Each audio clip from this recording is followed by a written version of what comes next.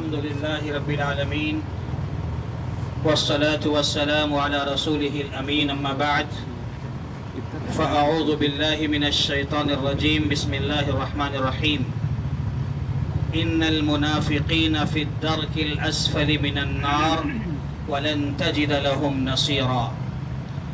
مسلیان گرامی دوستوں اور ساتھیوں، ہم نے آج تراویح کی نماز میں سورہ نساء پڑھی ہے اور 5واں پارہ مکمل سماعت کیا ہے. سورہ نساء کا کچھ حصہ ابھی باقی ہے جو چھٹے پارے میں ہے، وہ انشاءاللہ ہم کل سماعت کریں گے. میں نے آپ کے سامنے جو آیت پڑھی ہے، اس آیت میں اللہ تبارک و تعالی نے منافقین کے حوالے سے کہا ہے کہ ان المنافقین فی الدرک الاسفل من النار، کہ منافقین جہنم کے سب سے نچلے طبقے میں ہوں گے. یعنی منافقین کا عذاب سب سے بڑا ہوگا، سب سے زیادہ ہوگا. کیوں جانتے ہیں آپ؟ کفار جو ہوتے ہیں نا، یہ کھل کر سامنے آتے ہیں. کافر کھل کر بولتے ہیں ہم تمہارے خلاف ہیں، ہم تمہارے دشمن ہیں، آؤ لڑنا ہے لڑو. یہ معاملہ کفار کا ہے. لیکن منافقین وہ ہوتے ہیں جن کو آستین کا سانپ کہا جاتا ہے. آپ کے سامنے کچھ اور ہوتے ہیں، پیٹھ پیچھے کچھ اور ہوتے ہیں. لیکن یہاں جو منافقین کی بات ہو رہی ہے، یہ منافقین وہ منافقین ہیں جو مسلمانوں کے سامنے اسلام کا اظہار کرتے تھے کہ ہم مسلمان ہیں، لیکن جب وہاں سے مسلمانوں کی مجلس سے، مسلمانوں کے پاس سے جب نکل جاتے تھے اور کفار کے پاس جاتے تو کہتے کہ ہم آپ کے ساتھ ہیں. یعنی یہ ظاہر میں اسلام میں اپنے آپ کو بتاتے تھے اور باطن میں اسلام نہیں ہوتا تھا. ایسے لوگوں سے اسلام کو سب سے زیادہ نقصان پہنچا ہے اور ایسے لوگوں سے مسلمانوں کو بھی شدید تکلیف کا سامنا کرنا پڑا ہے. بس اس کی ایک چھوٹی سی صرف مثال دیتا ہوں آپ کو. اور یہ سب قصہ ہم ابھی سورہ آل عمران میں جنگ احد کا تذکرہ آیا ہے، اس میں سب پڑھ کر آئے ہیں، لیکن وقت اتنا رہتا نہیں کہ ساری باتوں کا احاطہ کیا جائے. تو ایک چھوٹی سی مثال کہ اللہ کے نبی صلی اللہ علیہ وسلم نے یہ فیصلہ کیا صحابہ کرام کے ساتھ مل کر کہ ہم یہ جنگ یعنی جنگ احد جو ہے مدینے میں رہ کر نہیں بلکہ میدان احد میں جا کر لڑیں گے. یہ فیصلہ کر کے اللہ کے نبی صلی اللہ علیہ وسلم 1000 کا لشکر لے کر میدان احد کی طرف جا رہے ہیں. لیکن رئیس المنافقین عبداللہ بن ابی بن سلول نے صرف اس وجہ سے کہ اس کی بات نہیں مانی گئی، اس نے کیا کیا، 300 لوگوں کو بہلا پھسلا کر واپس لے آیا. اور آپ جانتے ہیں اس بات کو کہ میدان جنگ میں ایک ایک سپاہی کی بڑی اہمیت ہوتی ہے. اور اس ظالم نے کیا کیا، 300 لوگوں کو بہلایا اور واپس میدان جنگ سے لے آیا. اور آپ جانتے ہیں کہ اس کا نقصان کیا ہوا، آگے چل کر کے بہت تکلیف ہوئی، بہت مسائل آئے سامنے. تو اللہ تبارک و تعالی نے اس بات کو واضح کر دیا ہے کہ منافقین جو ہے یہ سب سے بڑے دشمن ہیں مسلمانوں کے، اسلام کے. آج دیکھو میرے بھائی، آج بھی منافقین کا ٹولہ پایا جاتا ہے الا ماشاء اللہ. لیکن آج خاص طور پر جو نفاق ہے وہ عملی نفاق ہے کہ دل میں اسلام تو ہے لیکن عمل میں ہم لوگ پیچھے ہوتے ہیں. تو یہ منافقین کی صفت بیان کی گئی ہے. ابھی جو ہم نے تراویح کی نماز میں پڑھا ہے، ابھی خاص طور پر آخری رکعت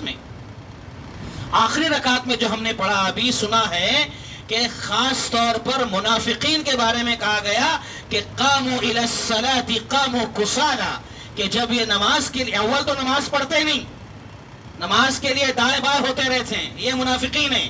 اور دوسرے جب کبھی ان کو اگر توفیق مل جائے نماز پڑھنے کی تو نماز پڑھنے میں سستی کرتے ہیں، کوتاہی کرتے ہیں، کبھی پڑھ لیا کبھی نہیں پڑھا، بہت اس غفلت کا شکار رہتے. یہ منافقین کی صفت ہے. تو میرے بھائیوں، یہاں پر ہم سب کو ایک سبق مل رہا ہے.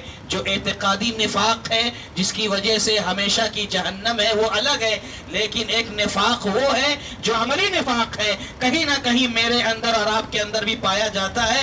اس نفاق سے بچنا چاہیے، اس نفاق سے ڈرنا چاہیے. صحابہ کرام کا معاملہ ایسا ہی تھا کہ وہ نفاق کو لے کر بہت گھبرایا کرتے تھے.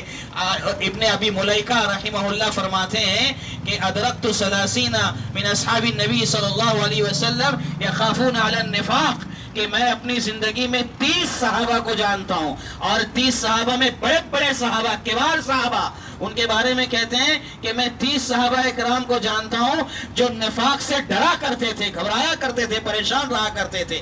آپ ایک مشہور واقعہ جانتے ہیں نا کہ حنظلہ رضی اللہ تعالی عنہ جو جنتی جنگ احد میں شہید ہو گئے، آسمان سے فرشتے اتر کر کے ان کو غسل دیتے ہیں۔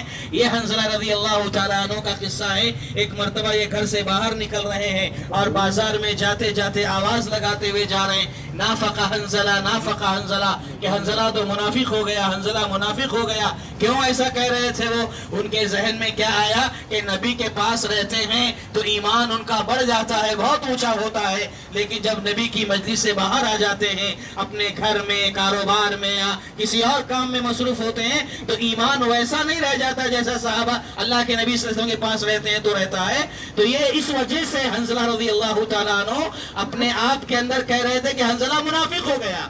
راستے میں ابو بکر رضی اللہ تعالیٰ عنہ سے ملاقات ہو گئی۔ ابو بکر رضی اللہ تعالیٰ عنہ نے پوچھا، حنظلہ کیا بات ہے، کیا کہہ رہے ہو، کیوں اپنے آپ کو منافق کہہ رہے ہو؟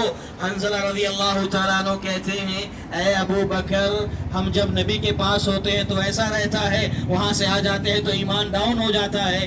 ابو بکر رضی اللہ تعالیٰ عنہ جانتے ہیں نا کون ہے؟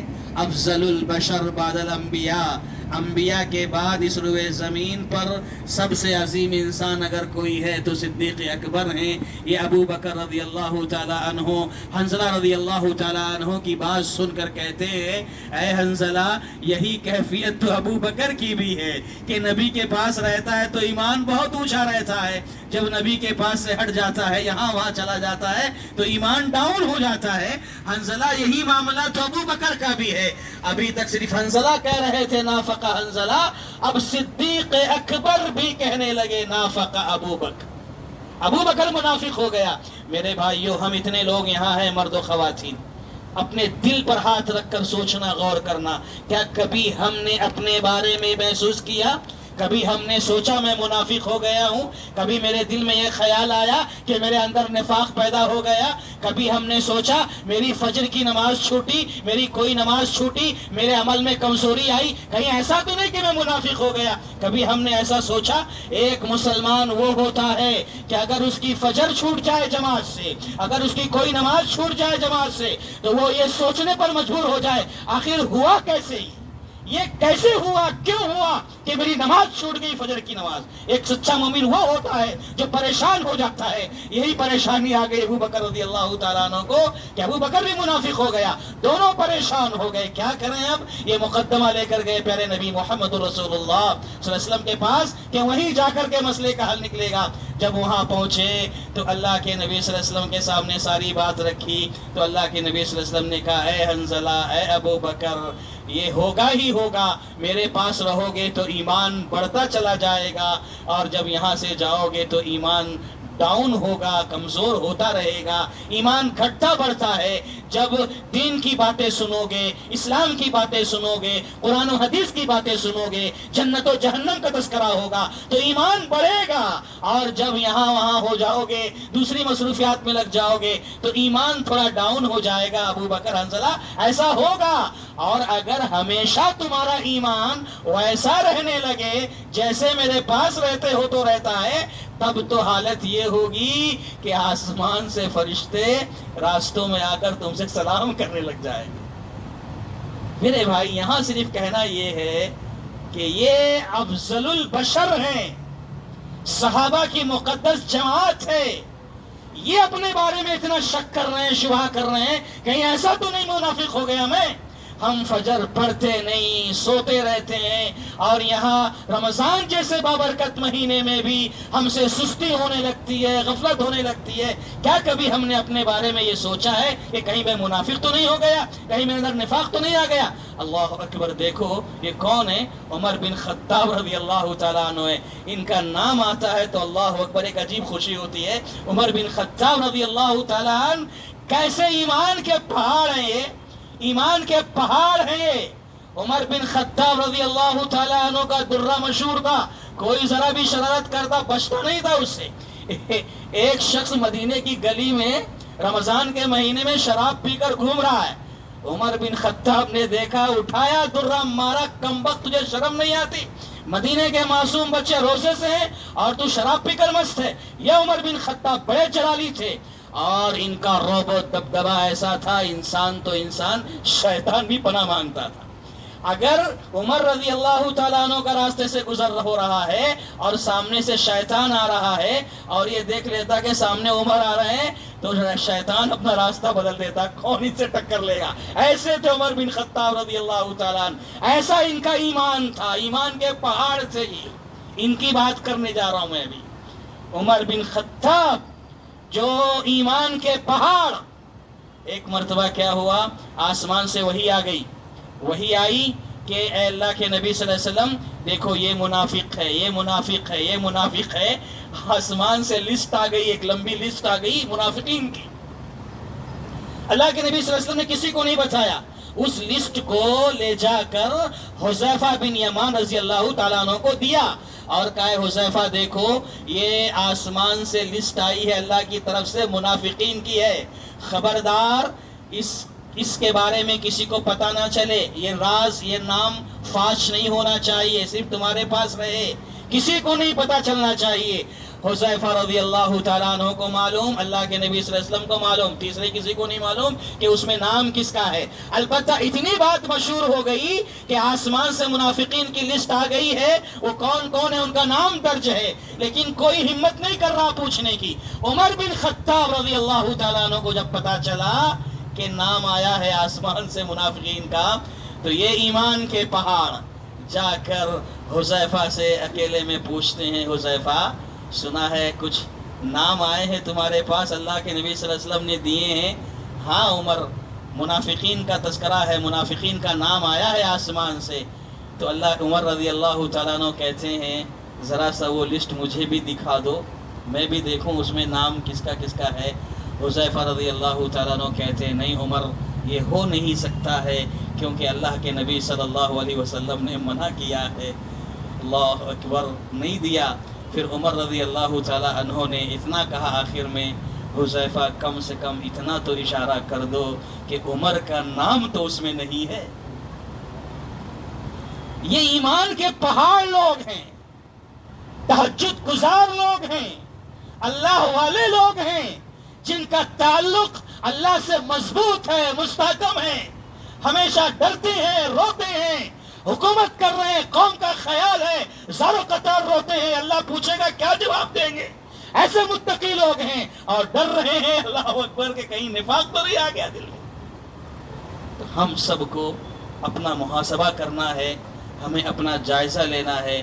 پھر یہ حذیفہ رضی اللہ تعالیٰ عنہ نے کسی کو نہیں بتایا۔ بعد میں پھر صحابہ کرام معلوم ہے جب کسی کا انتقال ہوتا تھا اور دیکھتے تھے کہ حذیفہ جنازہ پڑھ رہے کہ نہیں پڑھ رہے ہیں، اگر حذیفہ نہیں پڑھتے تو لوگ سمجھ جاتے کہ منافق ہے۔ ایسی بہت ساری باتیں، بہرحال وقت زیادہ نہ ہو جائے، اللہ تعالیٰ سے دعا کریں کہ اللہ تبارک و تعالیٰ ہم تمام کو نفاق سے پاک و صاف رکھے۔ اللہ کے نبی صلی اللہ علیہ وسلم دعا کرتے تھے اللہم انی اعوذ بک من النفاق۔ ایک حدیث اور سنا دوں آپ کو، اللہ کے نبی صلی اللہ علیہ وسلم نے فرمایا کہ جو شخص اس بات کو جاننا چاہتا ہے کہ اس کے اندر نفاق نہیں ہے، اللہ اکبر، بہت بڑی بات اللہ کے نبی صلی اللہ علیہ وسلم نے کہی ہے، جو شخص اس بات کا پتہ لگانا چاہتا ہے کہ اس کے اندر نفاق نہیں ہے تو کیسے پتہ لگائے گا؟ اللہ کے نبی صلی اللہ علیہ وسلم نے فرمایا جس نے 40 دن تک نماز تکبیر تحریمہ کے ساتھ پڑھ لی، سمجھ لو وہ نفاق سے پاک ہے۔ براءۃ من النفاق و براءۃ من النار، وہ جہنم سے بھی بری، نفاق سے بھی بری۔ جس کسی نے 40 دن تک 5 وقتہ نماز مسلسل تکبیر تحریمہ کے ساتھ پڑھ لی، یہ گارنٹی محمد رسول اللہ صلی اللہ علیہ وسلم نے دی ہے۔ بہت کوششیں کی لوگوں نے، بہت کوششیں کی، کوئی 35 پہ جا کے اٹک گیا، کوئی 30 پہ جا کے اٹک گیا، کوئی 38 دن پہ جا کے اٹک گیا، اور کچھ لوگ تھے جو کامیاب بھی ہوئے ہیں۔ تو اگر ہم چاہتے ہیں کہ اپنے اندر یہ چیز محسوس کر لیں کہ میں منافق نہیں ہوں، تو اس کی نشانی یہ ہے کہ اس پر عمل کرنے کی کوشش کریں۔ نہیں ہو پاتا ہے دوستو، نہیں ہو پاتا ہے، اللہ سے دعا کریں اللہ ہمیں اس کی توفیق عطا فرمائے۔ آمین وآخر دعوانا ان الحمد للہ رب العالمین۔ السلام علیکم ورحمۃ اللہ وبرکاتہ۔